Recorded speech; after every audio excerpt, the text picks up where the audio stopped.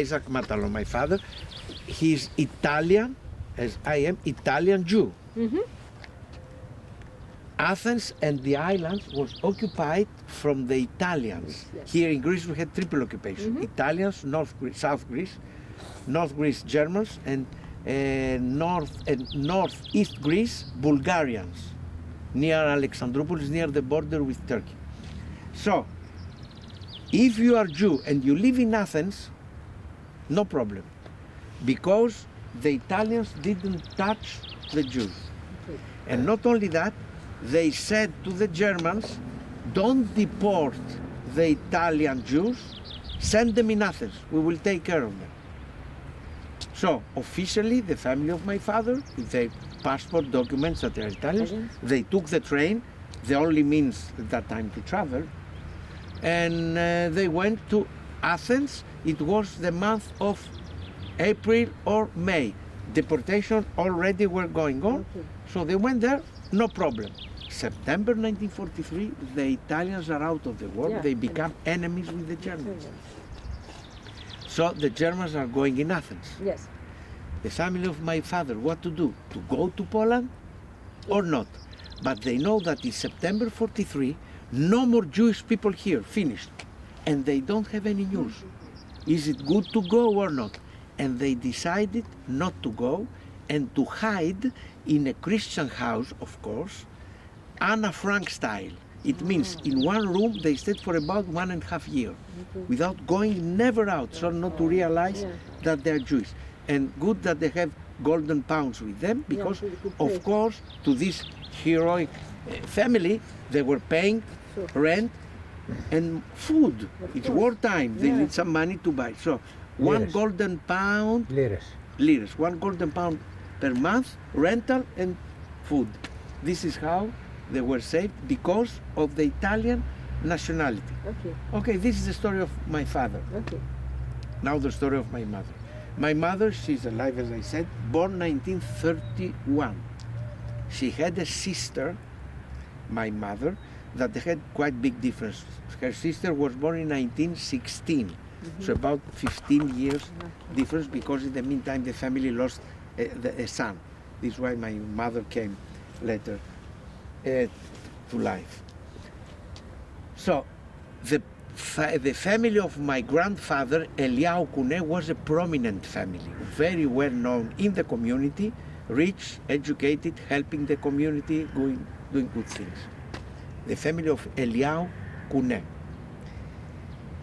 My aunt Medi, the sister of my mother, she was an indoors girl, elegant, beautiful, and she was speaking French, German, Ladino, Greek, and in 1938, what I'm going to tell you from now on are the coincidences that saved the family's life, the life of my mother. In 1938, Medi was taking private German lessons in order to improve her German, and the teacher was coming at home to teach her. One day the teacher said, look, Medi, her name, I cannot come, I don't want to come to your house because I don't feel very well, and since you have grandfather, grandmother at home, better not to be ill, to be sick, come and I give you the lesson in an hotel near my house in the center, in the sitting room of the hotel. So Medi, she was about in the age of 20, 22, something, 22, elegant, nice, the sister of my mother. She went to the hotel to have the lesson. The co-owner and director of the hotel, a Greek guy, Christian, Constantine, he saw Medi, she's nice, elegant, good looking, and he started chasing her. And after that, the love story began, and they were dating. Good friends of my grandfather saw them, and they say, Eliau, we see your daughter is dating with a goy, with a Christian. This is not accepted. At that time, 1938, it was not accepted. My aunt could only go out with friends or relatives Jewish. No other religion. It was like this, the community. This is why we had so many losses, because of that. Anyway, and we saw her and say, you have to stop. My grandfather said to Mehdi, stop dating with the goy. Mehdi continued. See them again, and finally, summer 1938, the family decided to send Mehdi for summer vacations, where in Bitola, in North Macedonia, which is monastery, the name of our synagogue, because there was an aunt there. So in order to separate her with a goy, she went there, summer. In the monastery. To monastery, Bitola, strange the name. Next day, the goy took another train. And went. Because at this age, the arrow of love doesn't miss the target. Will not go here or there. Go straight. Your heart.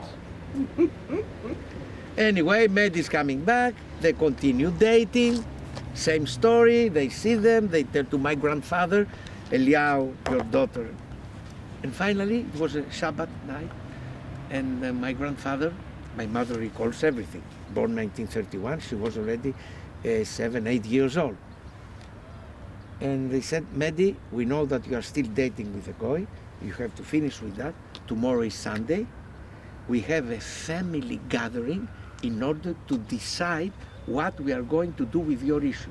Because you are dating.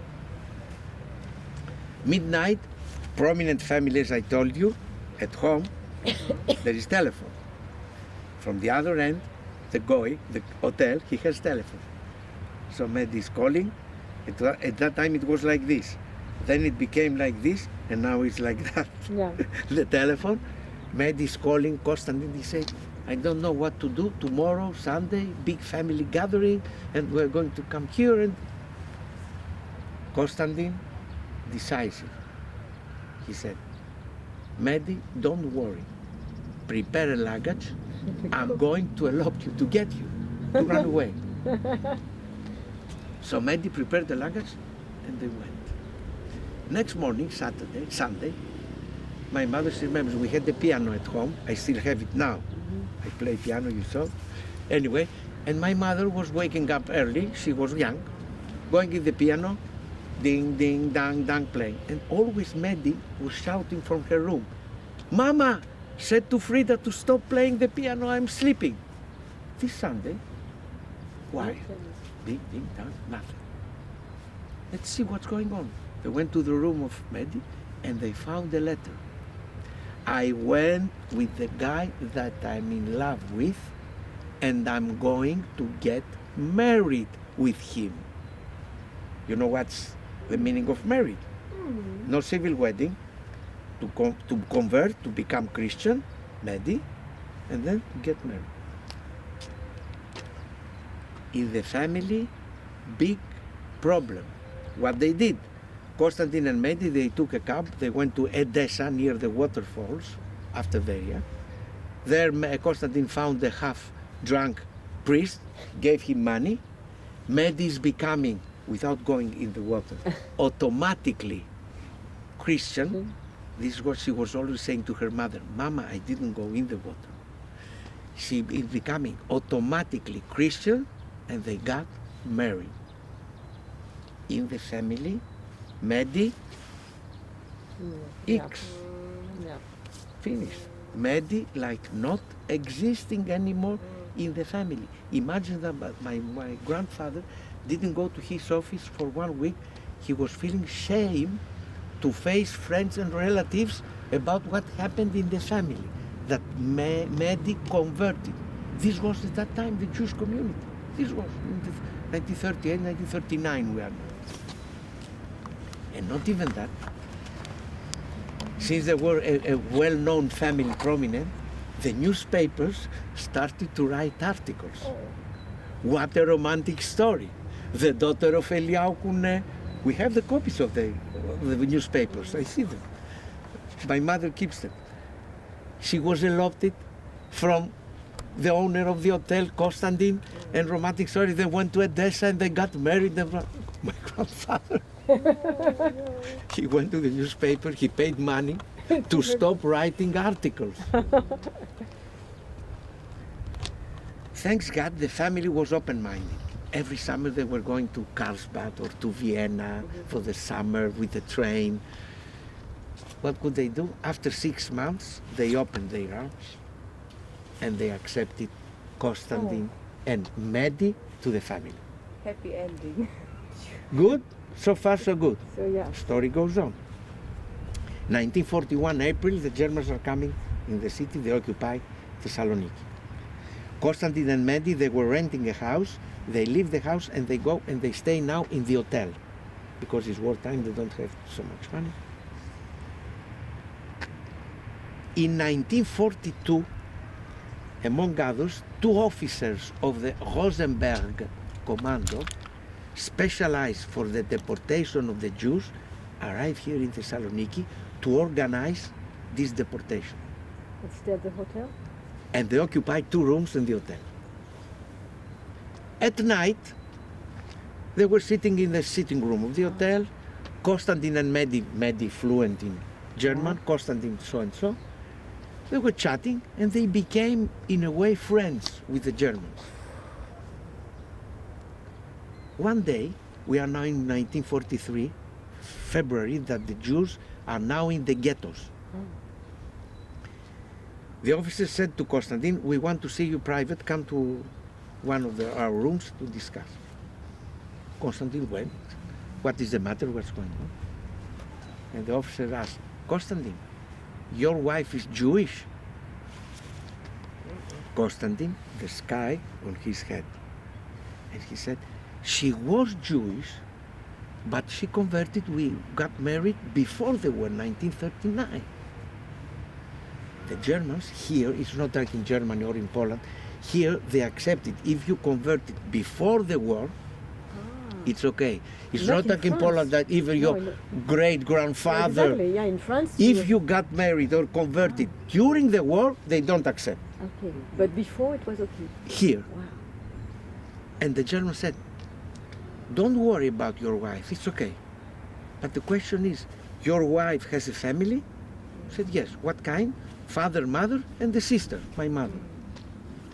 Where are they now? They are in the ghetto of Singru, waiting their turn to be deported, as everybody. And the Germans said, we tell you something, but you don't have to ask questions. And the thing is that 1 week before we evacuate the ghetto of Singru to send the people in the train station, we let you know, take them out, not to go in Poland. The Germans specialized for the deportation of the Jews, I said it's good German, to give this information to my uncle. Wow. Konstantin, as we say, pain in the arse, okay? It's not easy.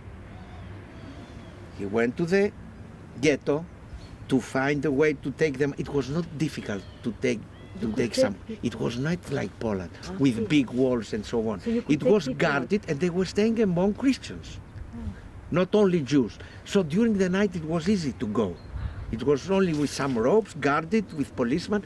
Not, I tell you, like Poland with high walls that you can not go up. In Krakow you could not. In Krakow, yes, different. Here it was more, I would say. Mediterranean. Yes, Mediterranean.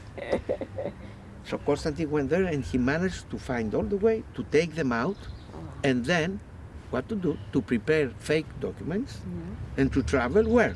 To Italy. It means to Athens, the only way.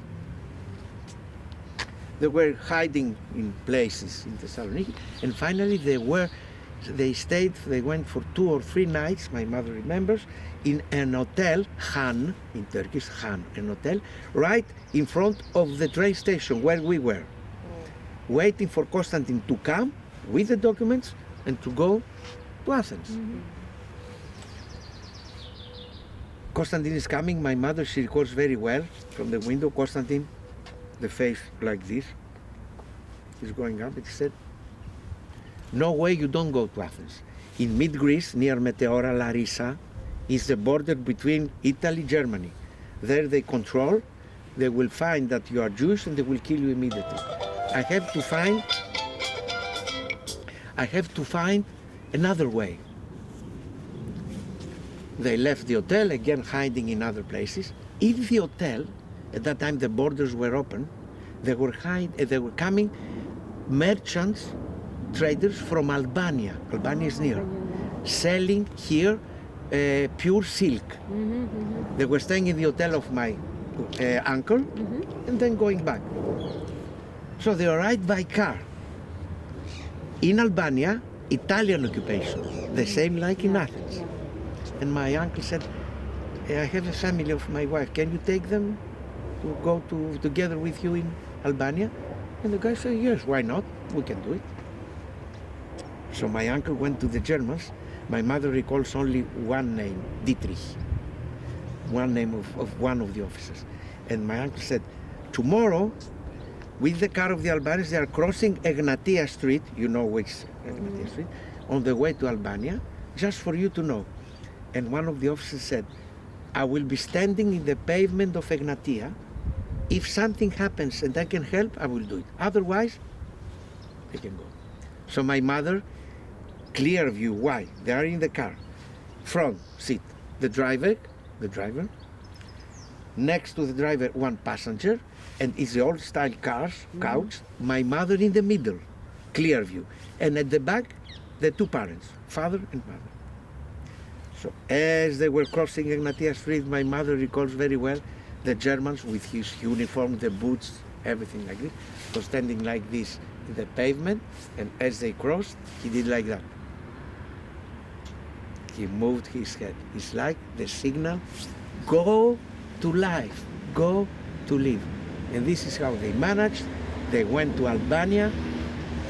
They were hiding there with the Italians, no problem. When the Germans are coming, my grandfather went with the partisans. The partisans. Yes, with the partisans to the mountains, because he was around 42 years old. What is a man doing here without work in the city? So he left with the partisans, and my mother with her mother, they were living there, pretending that they were only speaking French, pretending that they are coming from France and live in Korça. Korça is a city about 2.5 hours from here is the border. When you cross the border from Albania, half an hour you are in the city. And Constantine, every month, he was sending money to the people to help them to pay the rental and the food and everything. So what my mother keeps saying until today, at that time, the skies were open and our name was written. And this is why I say also to the youngs, never to life say never. What they didn't like in this family, this is what saved them. Yes. This marriage that made the German lessons, the wedding that made this becoming Christian, and the Germans that are coming here. It's an incredible story. To give this information ready. Imagine that my grandfather went to the brother of Constantine when they were in the ghetto. The brother of Constantine was a shoemaker. And he gave his shoes, they opened here, and they put dollars inside. So just in case in Poland we need some more money to have dollars. They were ready as everybody to go. And because of all these coincidences, starting with the Germans, the German language, the German officers, the language, everything, this is what saved them. Saved them. It's an incredible story. You want to know the end, because the end is not happy. You know that sometimes what they say, God will not give you everything, it will take you something. End of the war is here, and in Albania, in October 1944. Why? Because the Germans, the Nazis, are going back to protect their country, because the Russians are coming. So Albania, Greece, they are free. And now we are October, November, and around the end of November, my grandfather said to the people that they were hiding them, now it's the end of the war, I want to go back in Thessaloniki. And the friends said, the Albanians, Eliao, wait, it's winter. The bridges are exploded. It's snowing because you're going through the mountains. Wait until March, when the weather will be better, and you can go there. No, my grandfather said, no, I want to go now. Yes, but how? The car that they came, it was confiscated from the communists, from the partisans. Two big flags, with the yellow, with the red star. They didn't have the car. But yes, go, but the means, we don't have the car. Take it. Look what they did. My mother, throughout this 1.5 year staying in Albania, she became perfect in Albanian language. She's very good until today. Probably I got from her all this blah, blah, blah, and to speak languages. So my mother, together with her mother, that she was in the turning of the age, how we say it in French, this, tourne de l'âge. Right. You know what I mean, turning of the age, she was not feeling well. They went together to the headquarters of the partisans. My grandmother like this, she was not feeling well, and my mother, in perfect Albanian language, she explained to the communists that we are Evreim, Jews, that we were hiding here. This is the end of the war, we want to go back because we don't have money. We want to go back. And the partisans said, okay, go. Yes, but you have the car. Can you give us the car? The driver, the Albanian, will come with us, will drive us back, and the car will come back. And they accepted. And they gave the car. And look now the coincidence. This was around 15th of December, 1944. They took the car, it took them, now it's a question of 3-4 hours. At that time it was 5 to 6 days. Anyway, and they come here. And look now, end of 1944, December, Enver Hoxha took power, the communists, and he closed the border. If they were supposed to stay, my mother, not my grandfather, forget, my mother would have come back in 1989.